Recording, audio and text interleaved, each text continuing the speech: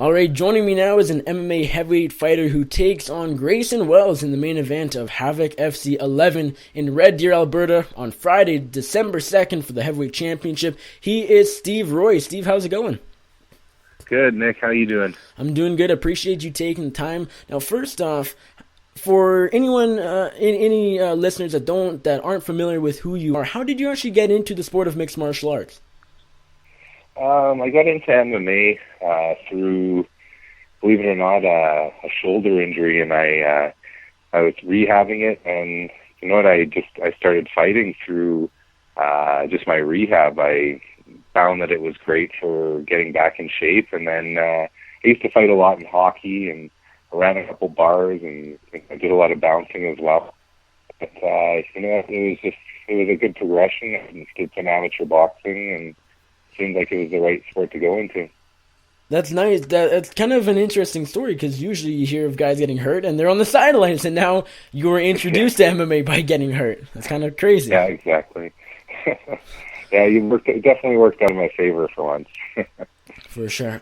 Yeah, speaking of working out in your favor, some of these bout matchups and just being on a card haven't worked out in your favor, to say the least. You've had a whole lot of canceled fight over the past few years, dating back to when you first got into the sport, making your debut and whatnot, and up until now, you've had, just looking at your record, I believe you've had a few canceled fights this year even.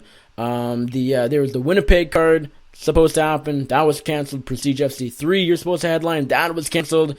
Your luck just isn't there. But luckily, you have this fight coming up. And barring any weigh-in issues or last-minute injuries, and fingers are crossed, it's going to happen. So how thrilled are you that you're finally going to fight again?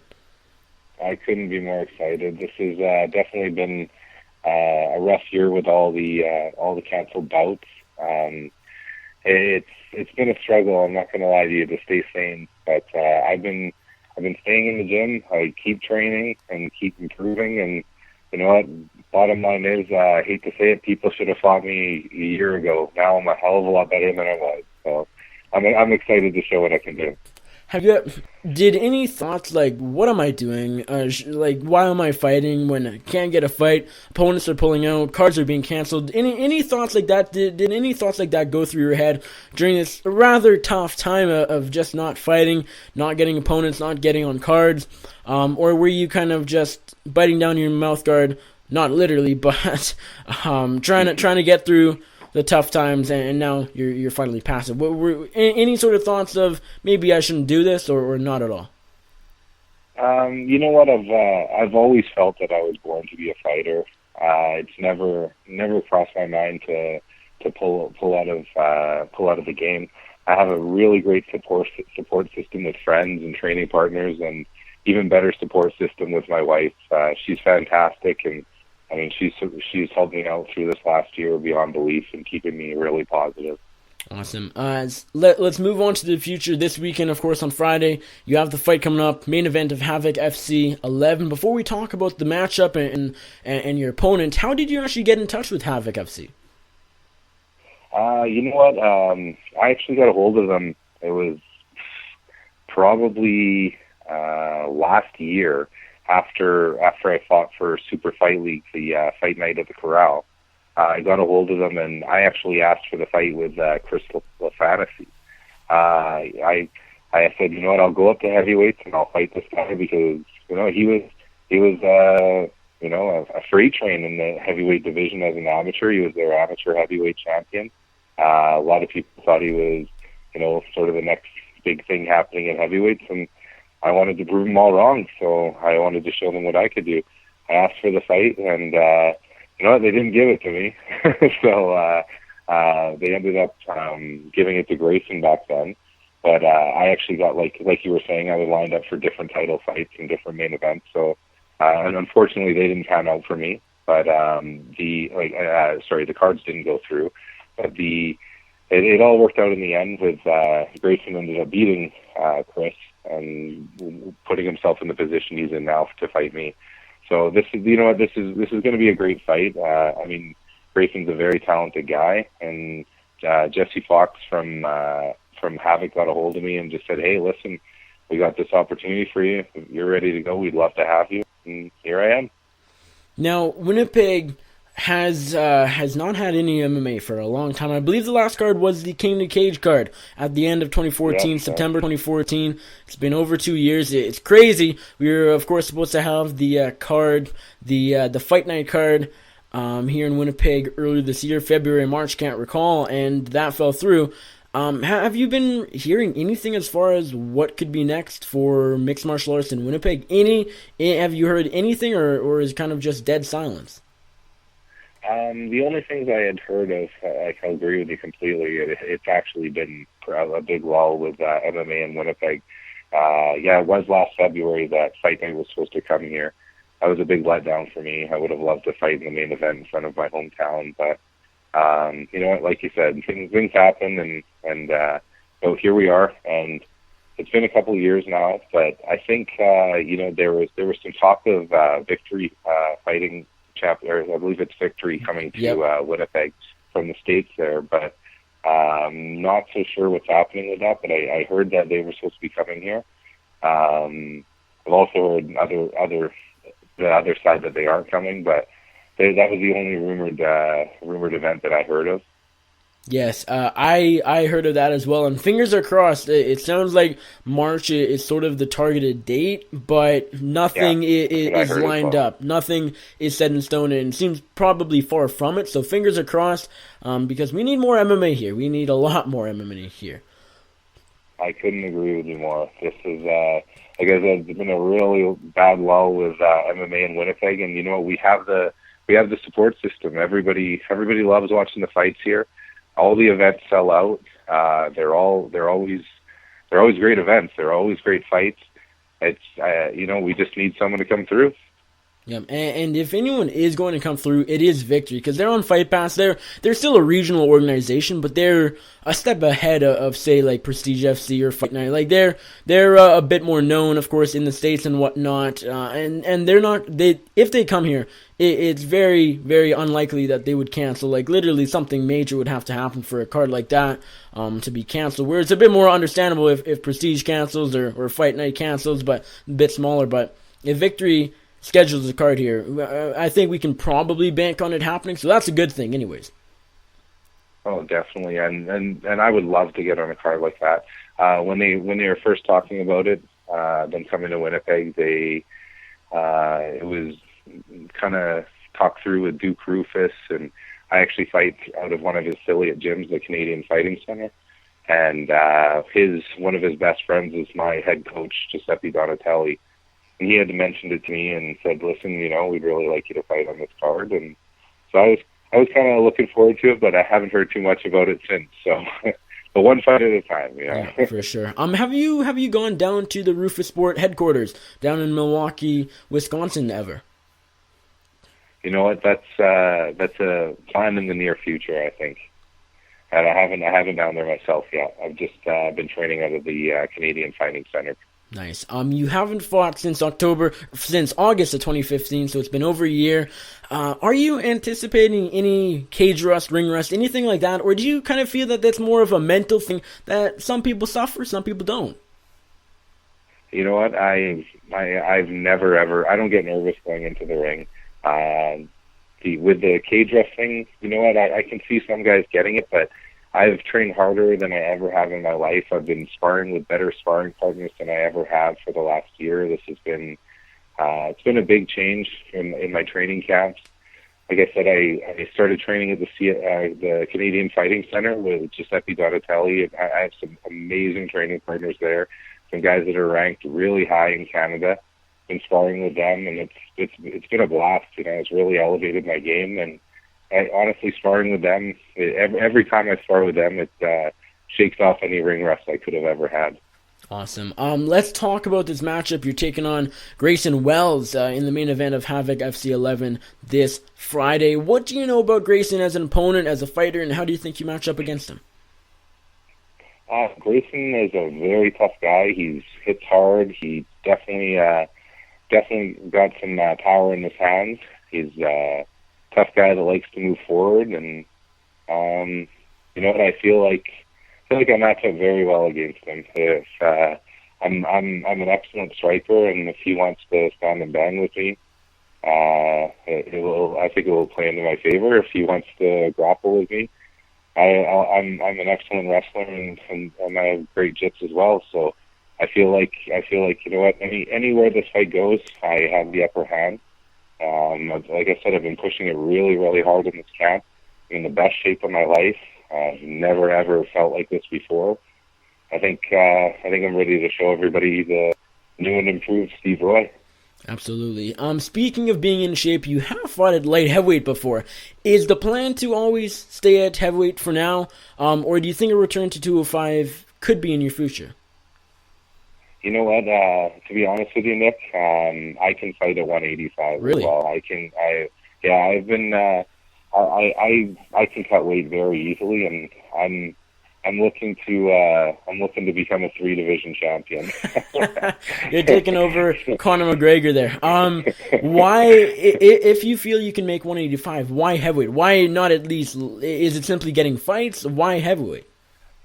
Yeah, you hit the nail right on the head there. It's just like you said. I've had a year of people. I haven't pulled out of any of these fights that have been canceled. It's literally been my opponents pulling out, and it's been terrible. So I end up fighting 2 weight classes up just to make sure, just to come across as not quite as threatening in these fights. But when people step in the cage, they definitely get a rude awakening. So ideally, would you be at middleweight, or would you even rather more 205? Ideally, if you could get same fights everywhere, what weight class would it be? 185? You know what? To be honest with you, I feel great in every weight class. I never feel like I'm at a disadvantage, even at heavyweights. I'm a very, very fast middleweight. I can hit extremely hard, so I can move up to heavyweights, and I can play my athletic game there. Same thing with light heavyweights. Like I'm 6'3".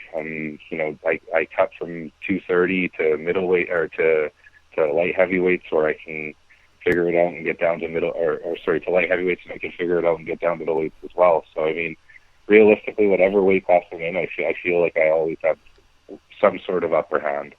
Nice. And to answer your question, you know what? Like I said, I'd like to be a 3-division champion, so I don't want to pigeonhole myself in one division. Fair enough. Where do you plan to weigh in at heavyweight for this fight? Where is your weight sitting at now? Obviously, you're not cutting weight, but what are you going to be in the cage on Friday, ish? In the cage, planning on coming in at probably about 225, 230. Weigh in around 220. Other than that, that's what I'm thinking. Probably 220 at the weigh-ins, and be able to eat a little bit, drink a little bit more, and end up around 225, 230 for the fight. So you're actually cutting weight, or no?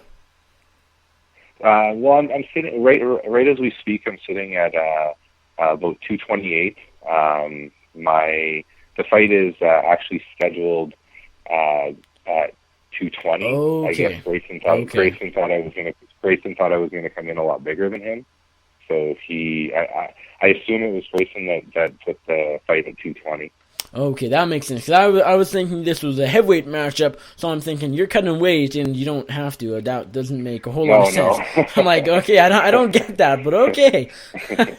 I'm not 285, no. So 220. Okay, sounds good. You were, as we mentioned earlier on, you were supposed to fight for Prestige FC, their 3rd professional card in October. That fight was that card was canceled actually. We haven't really heard a whole lot from the organization. CEO and president and matchmaker Cord Crothers has actually deleted his social media. Not a good look, really, whatsoever. The Prestige has been quiet, to say the least. It seems like fans are in a bit of a limbo as far as ticket sales go. It's not a pretty situation. Do you have kind of any thoughts, just as a fighter who was supposed to be on that card? Yeah, you know what? I couldn't agree with you more with that. The president there disappearing from basically the face of the earth, Cord Crothers. He owes a lot of people ticket money, myself included. He owes quite a bit of fighters table money, things that they were putting out just to make sure the show was going to happen. And there was a lot of empty promises with Prestige, unfortunately. I thought it was going to be a great organization. They had a lot of talent there with some of the Winnipeg guys that I knew, and obviously some of the out of town guys. But you know what? It's not all about the fighters, unfortunately. Sometimes the promoter can screw it up for everybody. And just like you said, there's a lot of fans and a lot of fighters that are out ticket money, and Cord just disappeared. What were some of those empty promises that they had made you that they didn't fulfill? Well, I guess the biggest one was just the title fight with. First of all, I was supposed to fight Maurice Jackson from the States. Yeah. He was a big name though they were bringing in, big glory kickboxer for me to fight.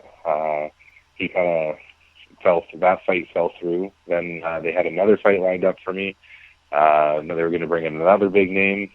He fell through. I basically sat on the fence waiting for Prestige. I signed a 3-fight deal with them. Sat on the fence waiting for that October 7th card to happen, and unfortunately, that one fell apart. It was literally 2 weeks beforehand as well. That was where I was going to fight Trevor LaFrancois for their heavyweight title.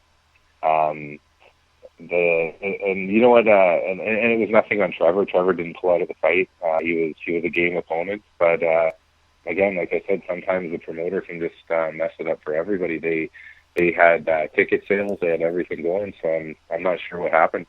Yeah, you say you actually signed a 3-fight deal with them. You were one of the... Well, I didn't actually know that till you said that right now, but I know Kurt Southern also had a multi-fight exclusive deal with them. I think you were probably the only two, unless there's a couple others that I don't know of, but not a whole lot of people signing multi-fight deals. But I guess...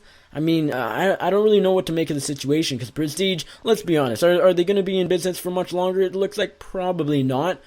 So does this contract... I wouldn't bank on it. So does this contract matter? Probably not. But are you still actually technically contractually under Prestige? No, you know what? Prestige actually they completely broke that contract. Okay. It was too much of a lull in between fights, and there was nothing happening with the organization. So it was built into my contract that. If there was too much of a gap between fights, that I could personally go fight for a different organization, and also it was built into my contract that I was allowed to fight in different weight classes outside the organization as well. But to tell you the truth, as you know, I never even got a fight with Prestige to start with. Like, it was just terrible. So realistically, my contract meant nothing when it came down to it. So. Right, and fair enough. And as I said, Prestige is probably not going to be around here at this time next year, very much before that. But good thing you're out of the contract. Good thing they can't keep you there and say, oh, you're still under our contract, and then you're out of another fight. No, I'm definitely a free agent. Good. Absolutely nothing better than that. You're 33 years old, correct? Yep. Now, for 33 years young. Exactly. For the light heavyweight and heavyweight division, that's actually pretty young. Obviously, a lot of the contenders at heavyweight, particularly, you're looking at your 40s. For some of them, I know Verdum's up there. Stipe is one of the younger ones. At this point, you're only 2-1 as a pro. At this point, is the goal still to get to the UFC one day? Whether that's in a year, 2 years, who knows? Is that still the all-time goal? That is definitely the all-time goal here. That was the plan all along. You know what? I still feel like I can match up really well with a lot of the UFC heavyweights, light heavyweights. I think even at the middleweight division, I would do excellent in the UFC. Now that like I was telling you before, I'm in a brand new camp with great coaches that have brought guys into the UFC, and guys like Joe Dirksen, and it's definitely been It's definitely been a fun ride for the last half a year, I should say, with training with this new camp. It's elevated my game to a completely new level, and unfortunately, like you said, I've had a lot of fights get pulled in the last year, and it's definitely reflecting my record as I don't fight so much. But you know what? I'm always looking for the absolute hardest, toughest fight. I'm not looking for any pop cans or to pad my record in any way. I'm looking to take on ex-UFC guys and just to show what I can do and that I belong there. And you might have mentioned it earlier on in this interview. I could have missed it. Where did you actually train before the Canadian Fighting Center? I was training at Gracie Winnipeg. Okay. And you left them, why? Just out of curiosity? I left there, you know what, it was more just to elevate my game a wee bit. There wasn't much of a mixed martial arts program. I had some great training partners there, and they definitely pulled together for me. But definitely nothing like they were pulling together for me, getting me ready for fights and stuff. But for me to take a step up and get to the next level, I needed to be surrounded by guys that were active fighters and guys in the top 10, and it's been really nice training with the guys at the Canadian Fighting Center. Awesome. When you're not training or of course competing, what do you do for a living? What pays the bills? You know what? I actually am. My wife and I own a massage therapy business. Okay, nice. How long have you been doing that? We opened it up April this last year. Okay, nice, very cool. Is that a full-time gig? I'd assume. It is for my wife. Like I said, she's been a major support in all of this, and I wouldn't be able to do what I do without having her on my side. I've been focusing my life on fighting and treating it like it's my full-time job. Having 3-a-day training sessions for a long time now. It's been a pleasure, and as I said, my wife has definitely been the biggest support through all that. I have some excellent sponsors that have helped me out as well, and it's definitely been a rise up, and I've been very fortunate. So essentially, when you need to train, your wife takes over the business for that day? You know what? She's the boss. I'm just the I just stick my 2 cents in there. she's always running the show though. Awesome. If you have spare time, not everybody does. Some people do. What do you like to do in your spare time? I spend all my spare time with my 7-year-old daughter Allison. She's everything to me. That little girl is definitely my princess. Awesome. Well, Steve, really appreciate the time tonight. I think my last question for you is, how do you go in there December 2nd and defeat Grayson Wells? Go in there and I just do what I do. I do my work my game. You know what, the way I look at it is I don't think anybody can beat me if I fight my game. As long as I don't fall into anybody else's brawling tactics or anything silly. I feel like I move better than anybody from middleweights all the way up to heavyweights. My striking is very sharp and very precise.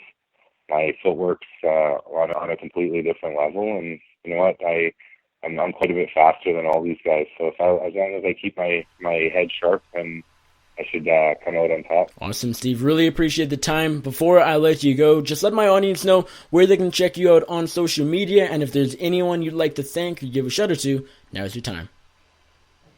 Sure. Everybody can check me out at, I have a Facebook page. It's Steve the Consequence Roy. I also have a Instagram. It's Team Roy Consequence. And I'd just like to put a big shout out to all my training partners back at the Canadian Fighting Center that have really pushed me through this training camp, and my coach, Giuseppe Donatelli. And again, my wife Candace, for always being the best support ever.